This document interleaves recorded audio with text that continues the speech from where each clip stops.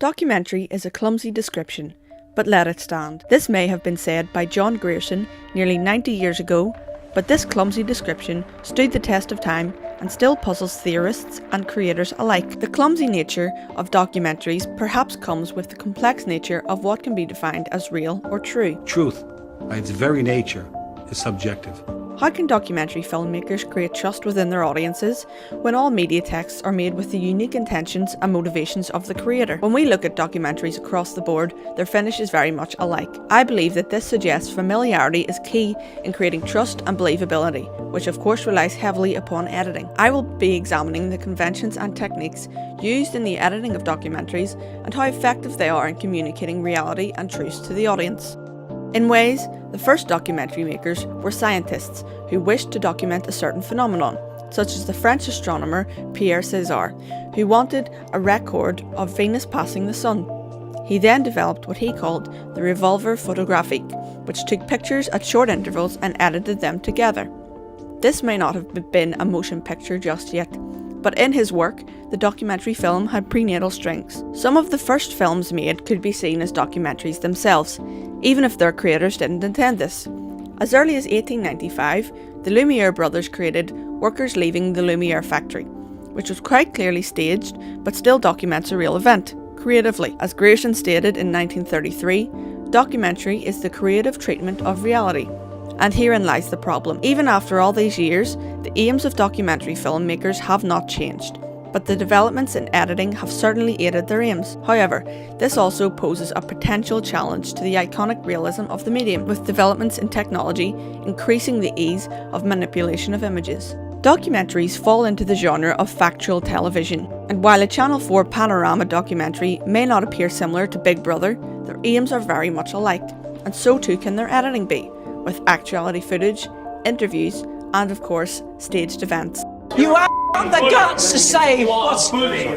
Programmes such as these aim to represent reality, to dramatise events which occurred in the past, or denote real people. The difference in these two examples, however, is that many programmes that appear to be factual cross into the territory of fictional entertainment, with Big Brother being a prime example for this, as the situation is one created for television, where the subjects know they are being filmed, warping the sense of reality.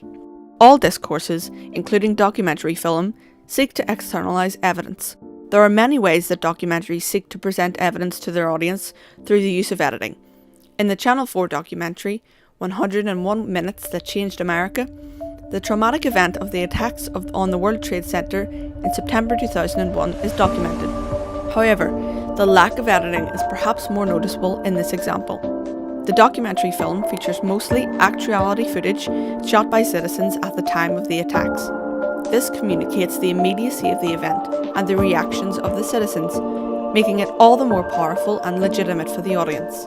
Evidence is one of the most essential aspects in documentary, which is why this specific example was so powerful.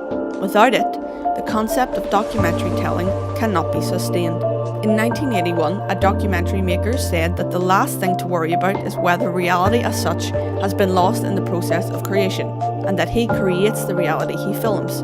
This further explains the difficulty in making documentary films, as realism is a matter of both content and of the conventions of codes which structure the representation made on screen. This suggests once again that the editing of documentaries plays a huge role in communicating reality, with the conventions of documentary editing being the backbone for the message we receive as an audience. Conventions of editing are both used and transcended in the recent Channel 4 documentary film Three Identical Strangers, and even though the documentary has an overall cinematic finish, realism is crafted extremely successfully through the use of editing. Perhaps my favourite example of this is the editing used when the subject of the interview is explaining the first phone call he had with one of his brothers. When Bobby Schaefer speaks, we hear his normal voice, but when he recalls what his brother said on the phone, the frequency of the voice is changed to sound like it is coming through a telephone. I was like, give me the phone. So I'm like, hi, Eddie. Yes? But it was my voice that said yes. And I said, hi, Eddie, my name is Robert Shafran, and I'm meeting all these people who say I'm you. And he said, Yeah, I've been getting some calls. I said, were you adopted? He said, Yes? and I said, when was your birthday? July 12th. And I said, do you know what the name of the agency was? And he said, No, hold on. and I heard him go like, Mom, and he came back and said, Louise Wise Services.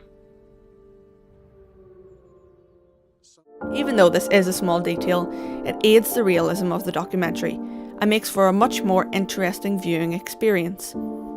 The piece opens with an interviewee walking into frame and sitting down as the light slowly rises. This technique is used in many documentary films to portray reality, making the audience feel as though they have seen behind the scenes footage and that they can trust nothing is being concealed.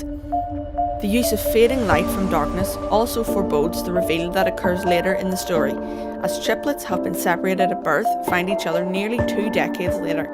With a story as potentially hard to believe as this one, the editing is used to aid the story's credibility.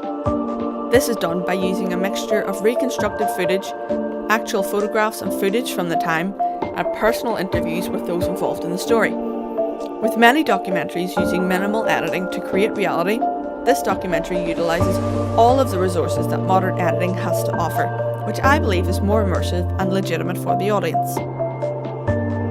In conclusion, documentaries of all types are copies of reality. With reality being so subjective, editors of documentary films often find it difficult to present footage in a way that the audience will accept as real. This results in the numerous techniques used in documentary editing to attempt this very challenging task, and has created the conventions that most documentary audiences can recognise as being characteristic of the genre.